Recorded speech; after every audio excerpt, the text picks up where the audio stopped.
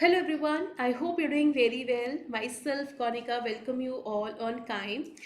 जी जब हम कोई भी कॉम्पिटिटिव पेपर की प्रिपरेशन करते हैं सबसे इम्पॉर्टेंट होते हैं हमारे अच्छे नोट्स का बना होना सो दैट कि लास्ट मंथ जो लास्ट टाइम होते हैं उसमें हमें रिवीजन जो करनी होती है वो हम इन्हीं नोट्स में से करते हैं, ठीक है ना। अभी तक आप जो थ्योरी पढ़ रहे हैं वो बहुत डिटेल में पढ़ रहे हैं, बट हमें लास्ट मोमेंट पे एक शॉर्टकट क्रक्स नोट्स चाहिए होते हैं। एटलीस्ट हम उसको कर ले कि हमें लगे कि हाँ यार ये इंपॉर्टेंट था। हमने ऐसे ये नोट शॉर्ट में बनाए थे जो पेपर में एक्सपेक्टेड है कि वो आपसे पूछे जाते हैं, ठीक है।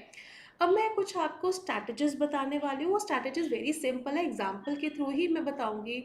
जो आपके ह्यूमन रिसोर्स मैनेजमेंट जैसे नोट्स बनाने कैसे बनाते हैं, कुछ आपके बैंकिंग के ईयर्स है, कुछ स्टूडेंट्स के नोट्स हैं जो मैं आपके साथ शेयर करना चाहती हूँ कि जो आप भी उसको देख के अभी से वो नोट्स बना सकते हैं, ठीक है जी। सबसे पहली चीज़ जैसे आप एक कोई थ्योरी कर रहे हैं, सिंपल एग्जांपल्स ही लेके आई हूँ मैं। अब जैसे आपके पास एक शेल्डन थ्योरी है, राइट। इस थ्योरी के अंदर ये एक पर्सनालिटी की थ्योरी है आपकी। अब देखिए जी, पर्सनालिटी में उन्होंने बोला है जी, पर्सनालिटी की जो आपकी 3 तरह की बॉडी शेप्स होती हैं। अब आप पहली चीज़ तो यहाँ पर अपनी लैंग्वेज में लिखो। अगर आपको लगता है कि मैं इंग्लिश में अपने नोट्स बना सकती हूँ, इंग्लिश में बनाओ। अगर आपको लगता है कि मैं इंग्लिश एंड हिंदी मिक्स करके बना सकती हूँ, बनाओ। डोंट वरी, क्योंकि आप ही के नोट्स हैं, आप ही उसको रीड करने हैं, ठीक है। एंड जैसे इंडोमॉर्फ का मतलब क्या है, मेन मेन वर्ड लिख लो। मेसोमॉर्फ का मतलब क्या है, एक्टोमॉर्फ्स का मतलब क्या है, मेन मेन वर्ड लिख लिया, दैट्स इट। हमें वो बड़ी बड़ी लाइनें नहीं लिखनी, हमें वो क्रक्स में कॉमास डाल के वो वर्ड लिखो जिससे आपको बस रिकॉल आ जाए, हाँ लार्ज अमाउंट ऑफ फैट यानी कि वो एंडोमॉर्फ है ना। ऐसे करो। सेकंड चीज़, कभी कभी आपने देखा कि बहुत सारी ऐसी चीज़ें जिसके स्टेप्स बेस्ड क्वेश्चंस आपके बन के आते हैं। जितने भी आपके 10 यूनिट्स हैं, जो भी आपके स्टेप बेस्ड क्वेश्चंस आते हैं उसके स्टेप्स को लिखो, ओके। ये सबसे ज़्यादा ज़रूरी। मान लो ऑर्गेनाइजेशन है, अब इफेक्टिव अथॉरिटी के लिए क्या क्या स्टेप्स फॉलो करने हैं ऑर्गेनाइजेशन में, वो स्टेप्स लिखो आप। उसके स्टेप्स की डेफिनेशन लिखनी ज़रूरी नहीं है, वो आप माइंड में समझ लो कि आइडेंटिफिकेशन ऑफ एक्टिविटीज़ का मतलब क्या है, बट आप अपने नोट्स में सिर्फ स्टेप्स मेंशन करो, सिंपल है, ठीक है। थर्ड एलिमेंट क्या होता है जी, कभी कभी हमें एक माइंड मैपिंग बनानी पड़ती है, ठीक है। जैसे कि आपका मेन पॉइंट क्या है, उसका सब टॉपिक क्या है, इसके सब टॉपिक के फर्दर नोट्स लिखो उसके पॉइंट्स। मान लो आपका मेन पॉइंट है, आप कर रहे हैं, स्टार्ट कर रहे हैं, ठीक है जी। अब आप देखिए जी, चाहे सैम्पलिंग कर रहे हैं, चलो अब आप देखो sampling is the main point. Sampling में कौन सी 2 तरह की सैम्पलिंग है, probability based, non probability based sampling. अब प्रोबेबिलिटी का पहला टाइप क्या है, सेकंड टाइप क्या है, थर्ड टाइप, इसका क्रक्स लिख लो, दैट्स इट।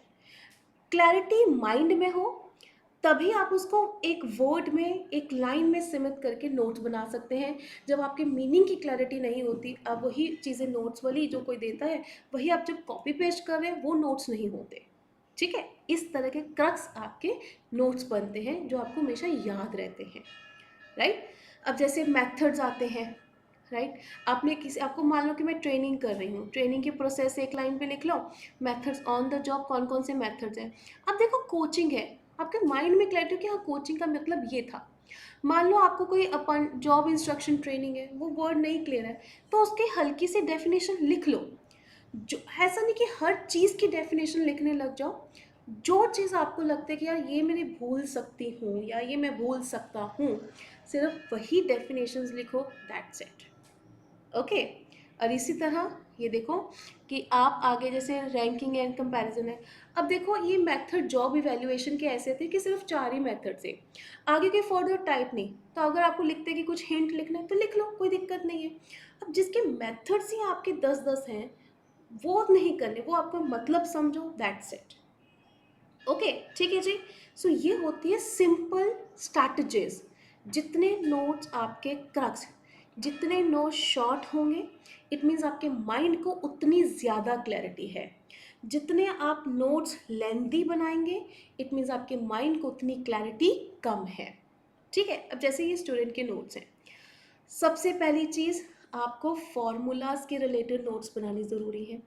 अब देखो उन्होंने एक एक करके फॉर्मूला लिखा हुआ है, ये आपके क्रक्स बन गया शॉर्ट नोट, ठीक है। इसी एक नेक्स्ट पेज लगाओ, जो भी और फॉर्मूला दिखे वहाँ पे लिखो। बिजनेस फाइनेंस हेडिंग बनाओ, जो जो आप क्लासेस में करते हैं कहीं से भी क्वेश्चन पे आपको मिला फॉर्मूला वहीं पे ऐड ऑन करो। उन फार्मूलाज को हर रोज़ देखो कि हाँ यार आज मैंने नया ऐड करा है, इसको लर्न करने हैं ये चीज़ें। ओके, जैसे एक स्टूडेंट के ये देखो आरबीआई, कौन कौन से आपके ये करंटली बैंक्स हैं, ठीक है, कौन से करंटली मर्ज हुए हैं, सिंपल क्रक्स है, राइट। जितना क्रक्स, फिर से मैं बोलूँगी, आपके माइंड में लर्निंग समझ आएंगी तो ही आप क्रक्स बना सकते हो, अदरवाइज नहीं बना सकते। अगर मैं बोलूँगी हाँ जी मुझे tell me what is the agriculture income, आप बोले मैम क्या क्या था।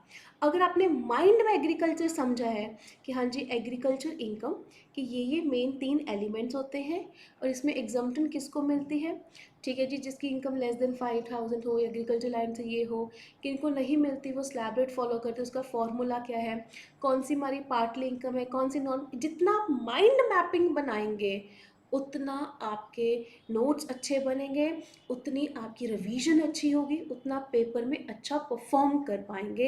ये चीज़ हमेशा याद रखना, राइट गाइस, ठीक है था। तो यही थी हमारी बेस्ट नोट मेकिंग स्ट्रैटेजी।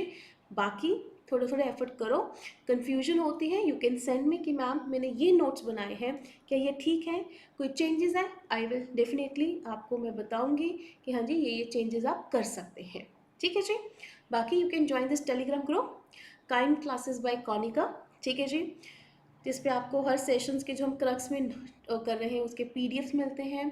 आप इंटरेक्ट कर सकते हैं मेरे साथ, क्विज एंड पोल्स आपके लिए अवेलेबल है इस पे।